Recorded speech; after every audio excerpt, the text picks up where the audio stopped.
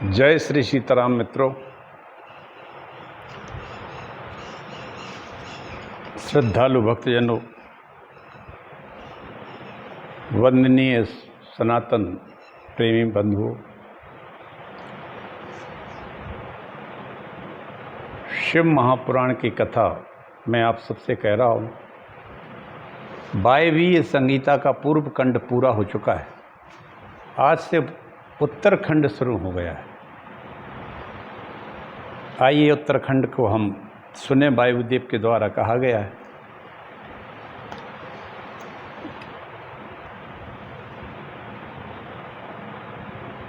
एक छोटा सा मंगलाचरण करते हैं, इसके बाद कथा बढ़ाते हैं।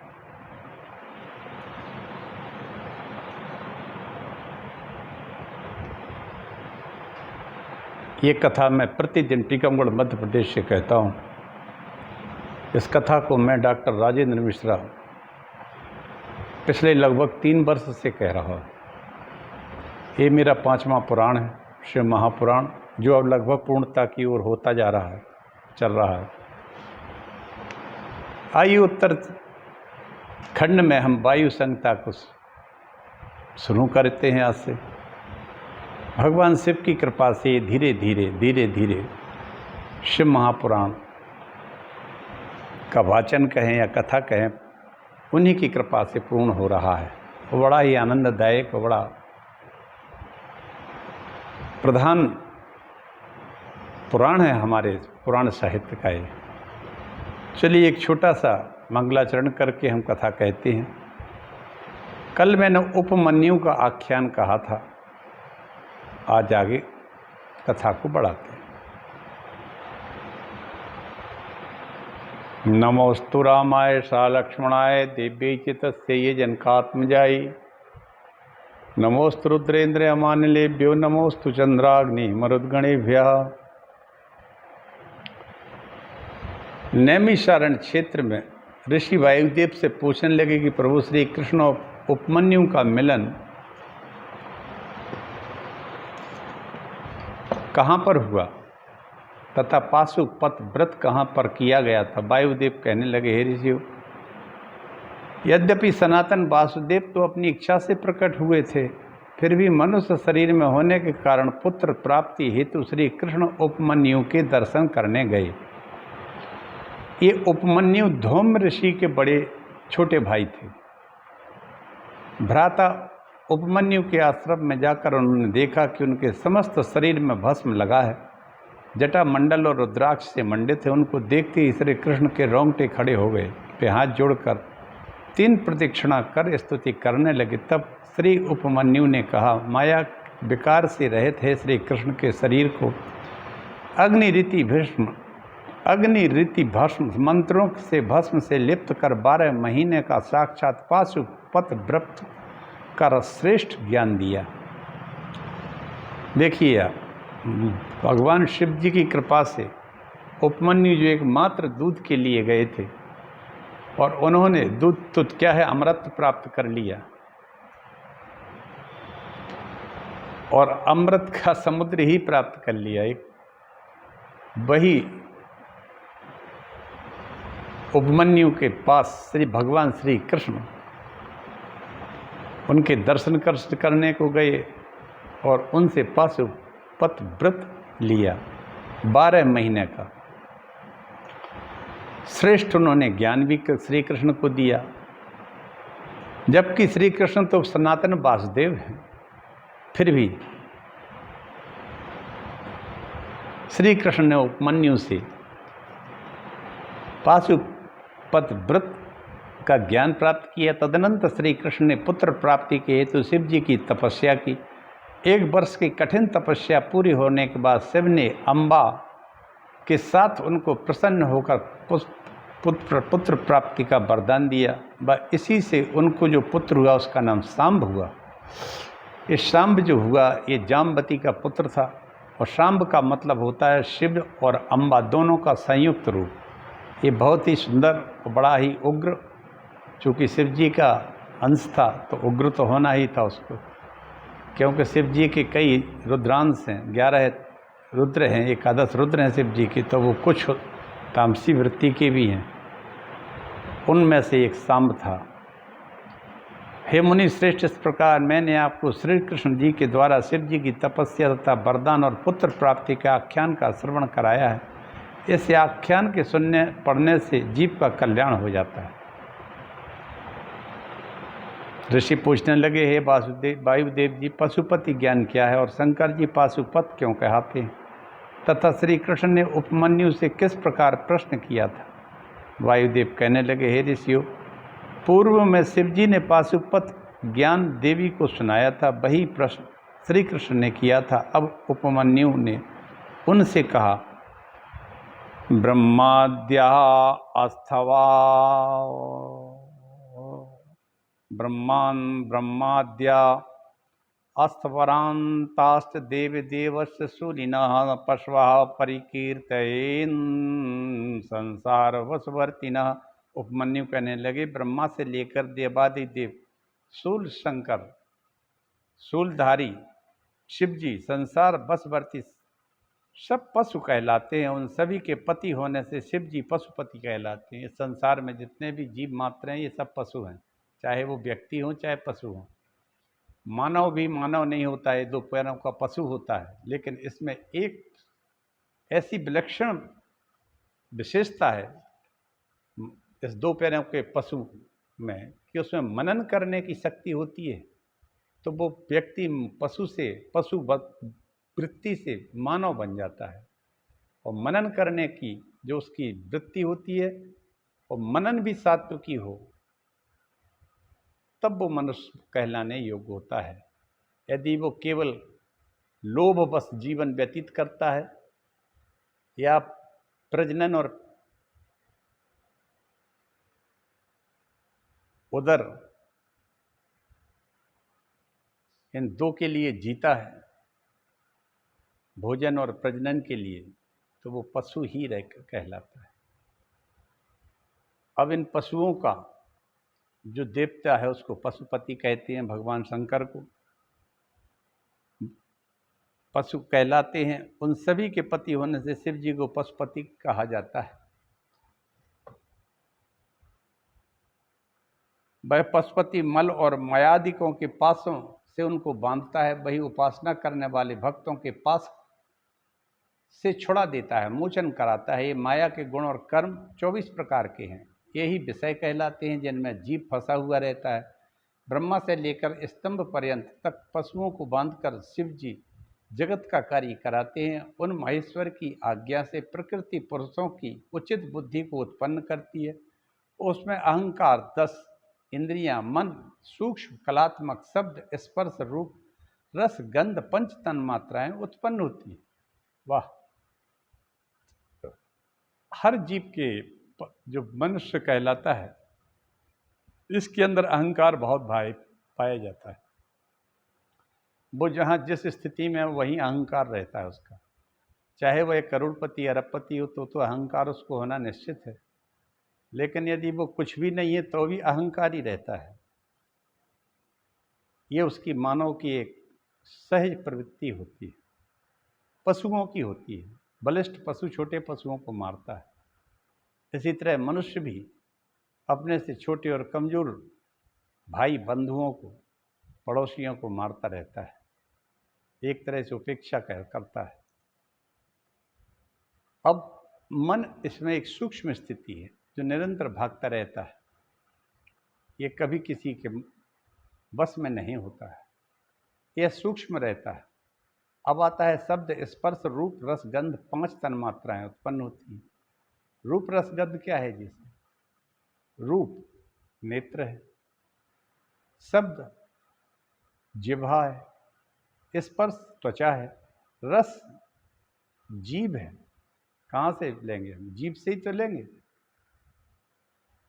शब्द वायु है, कान है, गंध नासिका है। ये 5 तन्मात्राएं कहलाती हैं। ये इन ज्ञानेंद्रियों के द्वारा हम इनका ज्ञान प्राप्त करते हैं तथा क्रम महाभूत उत्पन्न होते हैं। पहले तो ये विशृंखल थे, लेकिन बाद में ये एक दूसरे से जुड़ गए या जोड़ दिए गए भोलेनाथ की कृपा से। तभी से ये धीरे धीरे धीरे धीरे एक आकृति के रूप में बदल गया और ये जीव जगत उत्पन्न हो गया। उसी में एक जीव एक मनुष्य कहलाता है जो मनन करने की शक्ति रखता है। ब्रह्मा से लेकर तृण पर्यंत देहधारी में ही देह से संगति है। महाभूत सभी को उत्पन्न करते हैं। अब ये पंच महाभूत हैं, ये इन सभी को उत्पन्न करते हैं। उसी से निश्चयात्मक बुद्धि अहंकार कहला जाती है। वह चित्त को चैतन्य और मन को संकल्प युक्त करती है। चित्त को चैतन्य और मन को संकल्प और श्रोत्र शब्दादि इंद्रियों को पृथक पृथक ग्रहण करती है। कर्मेंद्रियां शिव की आज्ञा से अपने अपने कार्यों को करती है। शब्दादिक भी ग्रहण करते और वचनादि भी किए जाते हैं। शिव जी की आज्ञा का कोई उल्लंघन नहीं करता। उन्हीं की आज्ञा से पवन देवों के हव्य पितरों के कब्र को ले जाने वाला है। अग्नि पाकादि करने वाला है और जल संसार का जीवन है। पृथ्वी जगत को धारण करती है। इंद्र देवों का वरुण जलों का आधिपत्य धारण करता है। जीवों को व्याधियों से पीड़ा, मरे हुए जीवों को यातना, अधर्मियों को धर्मराज के रूप में दुख देना, यक्ष पति कुबेर द्वारा धन देना। ईशान देव शिव की आज्ञा से असाधु पुरुषों का निग्रह और शेष जीव पृथ्वी को धारण करते हैं। सृजते ग्रसते चापि स्वकाभि अस्तनु भिस्त्रिभिः हरत्यन्ते जगत सर्वम हरस्तस्यैव शासनात्। ब्रह्मा जी जगत का निर्माण करते हैं, विष्णु पालन करते हैं, शिव के आदेश से ब्रह्मा उत्पन्न करते हैं और वे ही अपने ही शरीर से उत्पन्न करके ग्रास करते हैं। उन्हीं के शासन से सारे जगत को अंत में हरण करते हैं। अकाल काल के शासन से वह काल ही जगत को पालन करता है और ग्रहण कर लेता है। यही सूर्य रूप से अंतरिक्ष से वर्षा करता है। शिव की आज्ञा से औषधियों को पुष्ट और प्राणियों को प्रसन्न करता है। चंद्रमा शीतलता देता है। आदित्य वसु रुद्र मरुत अश्विनी कुमार खेचर ऋषि सिद्ध पशु पक्षी कीट और मनुष्य तथा नदी समुद्र पर्वत वेद शास्त्र सभी उन्हीं की आज्ञा के बल से यह धरा स्थित है। जो भी देखा सुना जाता है सब शिव की आज्ञा और बल से ही स्थित है। जब इंद्रादि देवता दैत्यों को जीतकर आपस में यह कलह कर रही थी कि मैंने विजय पाई है, तब उनके मध्य महेश्वर ने एक तृण पृथ्वी पर पटक दिया और कहा इसको चलायमान कर दो। इंद्रादि सभी देवताओं ने बल लगाया, तृण चलायमान नहीं होता है। तृण के माध्यम से शिव जी ने देवताओं के पराक्रम को व्यर्थ कर दिया। अपने पराक्रम को नष्ट हुआ देखकर इंद्र ने कहा यक्ष आप कौन है?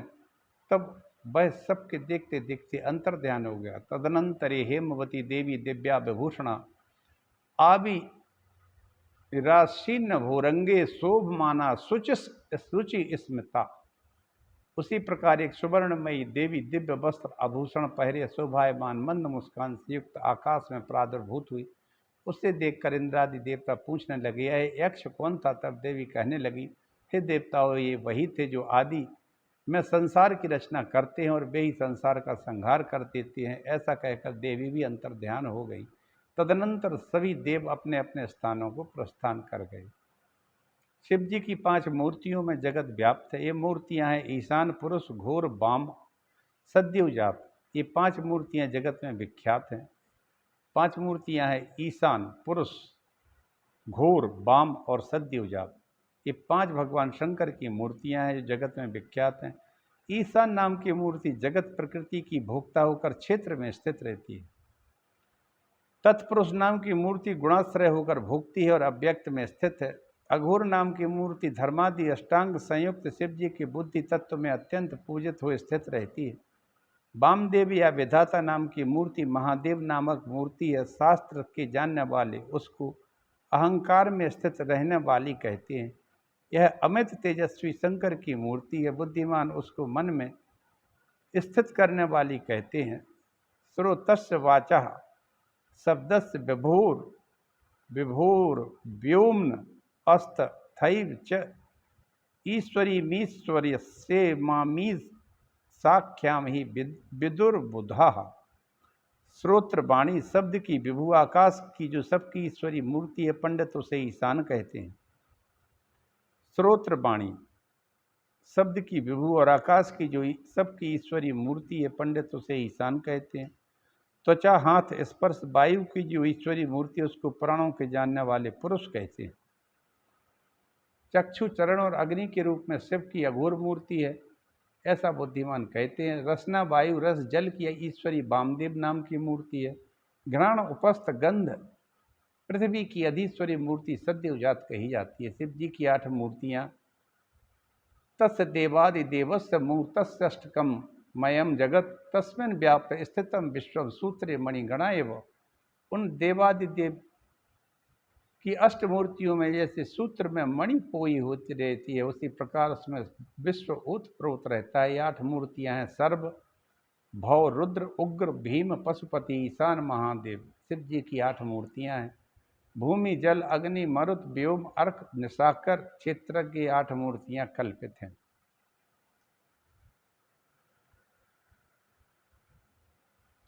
सर्व भव रुद्र उग्र भीम पशुपति ईशान महादेव ये 8 मूर्तियां भगवान शिव की कहे हैं। यह पृथ्वी चराचर जगत को धारण करती हैं। यह शिव की शिवात्मक मूर्ति है। जलात्मक के सारे संसार का जीवन है। परमात्मा शिव की भावी मूर्ति बाहर भीतर जगत को व्याप्त करती है। वह तेजोमय शुभ मूर्ति या घोर रूप से उनकी रौद्र मूर्ति जो सबको भय देती है। पवन सारे जगत का स्पंदन करता हुआ भरण पोषण करता है। उग्र मूर्ति उसकी उग्र कहलाती है। सबको अवकाश देने वाली आकाशत्मक मूर्ति है जो सबको भय देती है। वह भीम मूर्ति है। सभी जीवों के हृदय में सर्वात्मा में स्थित है। वह जीवों के पाप काटने वाली पशु मूर्ति है। दीपयंती जगत सर्वम दिवाकर समाह्व ईशानाख्या महेशस्य मूर्तिर्दिवि विशरपति। सारे जगत को प्रकाशित करने वाली सूर्य नाम की मूर्ति ईशान नाम से स्वर्ग में चलती है। जो चंद्रमा किरणों से जगत को तृप्त करता है वह चंद्र मूर्ति है जो महादेव संज्ञक है। 8वीं इतर मूर्तियों में व्यापक होने से शिवात्मक है। जैसे वृक्ष की जड़ को सींचने से शाखाएं फैलती, उसी प्रकार शिव की पूजा से जगत उनका जो रूप है पुष्ट हो जाता है। अतः सभी का उपकार करना ही शिव की आराधना करना है। इस जगत का उपकार जो करता है वो शिव जी की ही आराधना करता है। शिव जी से प्रादुर्भूत शक्तियाँ। श्री कृष्ण कहने लगे, हे प्रभु, आपने शिव जी की अष्टमूर्तियों के विषय में ज्ञान दिया। अब आप यह बताने की कृपा करें कि उन स्त्री पुरुष से यह जगत किस प्रकार व्याप्त है। उपमन्यु कहने लगे, शक्ति का नाम महादेवी। शिव जी महादेव हैं। उनकी विभूति का लेस है। यह चराचरात्मक विश्व है। जो कुछ चैतन्य और कुछ जड़ात्मक है वे दोनों शुद्ध अशुद्ध पर अपर है। शिव के बस में संसार है, संसार के बस में शिव नहीं है। एवं वर्णन करने से शिव इसके पति हैं और विश्वेश्वर कहलाते हैं।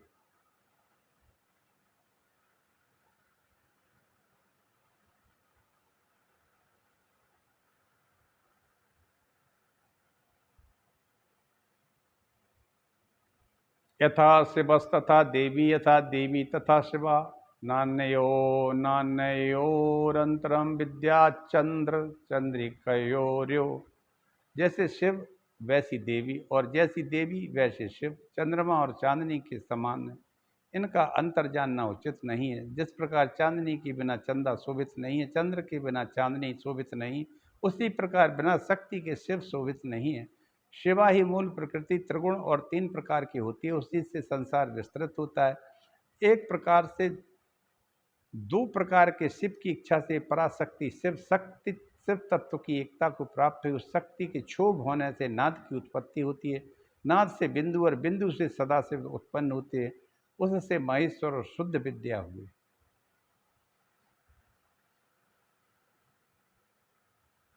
महेश से उनकी बागीसा शक्ति हुई जो वर्ण से स्वरूप से मात्र का शक्ति कहलाती है। फिर अंत के समावेश से माया से काल की नियति कला और विद्या उत्पन्न होती है। कला से राग तथा पुरुष हुए। फिर माया से त्रिगुण उत्पन्न हुआ। त्रिगुण से व्यक्त, उनसे त्रिगुण विभक्त हुए।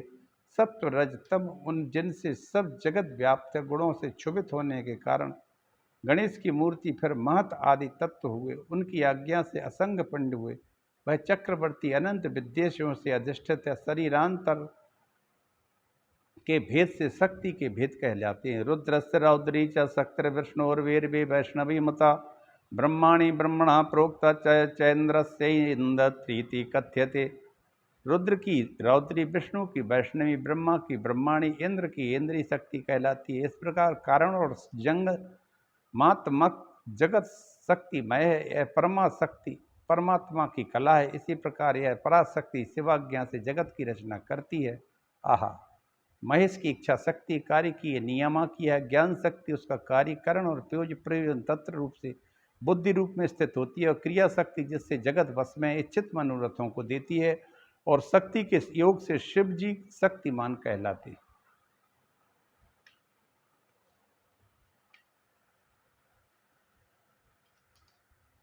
यथा न जायते पुत्रा पितरम मातरम बिना, यथा भवम भवानीम च बिना नेतत् चराचरम। जैसे माता पिता के बिना पुत्र नहीं हो सकता, उसी प्रकार शिवा और शिव के बिना यह चराचर जगत उत्पन्न नहीं हो सकता है होता है। पुरुष से उत्पन्न हुआ जगत स्त्री पुरुषात्मक है। शिव महेश्वर और शिवा माया कहलाती हैं। परमेशान पुरुष और परमेश्वरी प्रकृति कहलाती हैं। महेश्वर रुद्र और रुद्र वल्लभा रुद्राणी कहलाती हैं। विष्णु महेश्वर देव शिव हैं, और लक्ष्मी विश्वेश्वरी देवी शिवा हैं। ब्रह्म शिव से प्रकट शिव हैं। ब्रह्माणी ब्रह्मा की प्रिया शिवा हैं। भास्कर भगवान शिव हैं, उनकी प्रभा भगवती शिवा हैं। महेंद्र शिव और सची शिवा हैं। अग्निदेव स्वाहा शिवा, अग्निदेव अग्नि महादेव स्वाहा शिवा। यम शिव उनकी प्रिया शिवा। चंद्रमा शिव रोहिणी शिवा। वायु शिव उनकी प्रिया शिवा। अनंत शिव उनकी प्रिया शिवा। मनु शिव शत्रुपा शिवा है। दक्ष महादेव प्रसूति महादेवी। रुचि शिव आकुति शिवा। भृगु शिव हैं, ख्याति उनकी पत्नी पार्वती। मरीचि शिव शंभूति पार्वती। अंगिरा शिव स्मृति पार्वती, और अत्रि शिव अनसुईया पार्वती जी ही हैं। कश्यपः कालः देवो देव माता महेश्वरी। वशिष्ठो मंथरातिर्देवी साक्षाद अरुंधति। कश्यप शिव अदिति महेश्वरी। वशिष्ठ कामारी शिव और अरुंधति भवानी। सभी पुरुषों में शिव, सभी स्त्रियां पार्वती का ही रूप हैं। दृश्य योग्य सभी वस्तु शिव की बल्लवा धारण करती हैं। चंद्रमौली शिव सबको देखने वाले। शूलधारी शिव दिन और पार्वती रात्रि है। शंकर आकाश और पृथ्वी उनकी प्रिया है। शिव सागर और पार्वती बेला है। शिव वृक्ष हैं तो पार्वती लता है।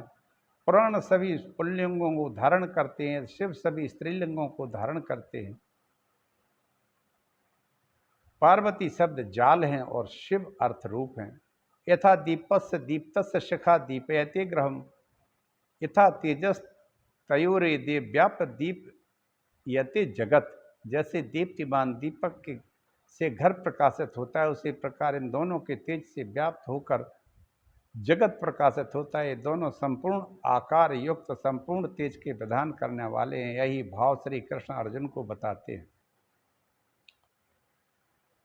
यथा दीपो निवातस्थो नैंगते सोपमा स्मृता योगिनो यत चित्तस्य युञ्जतो योग ममात्मनः। जिस प्रकार वायु रहित स्थान में दीपक हिलता डलता नहीं है, उसी प्रकार जिस योगी का मन बस में होता है, वही आत्म तत्व के ध्यान में सदैव स्थिर रहता है।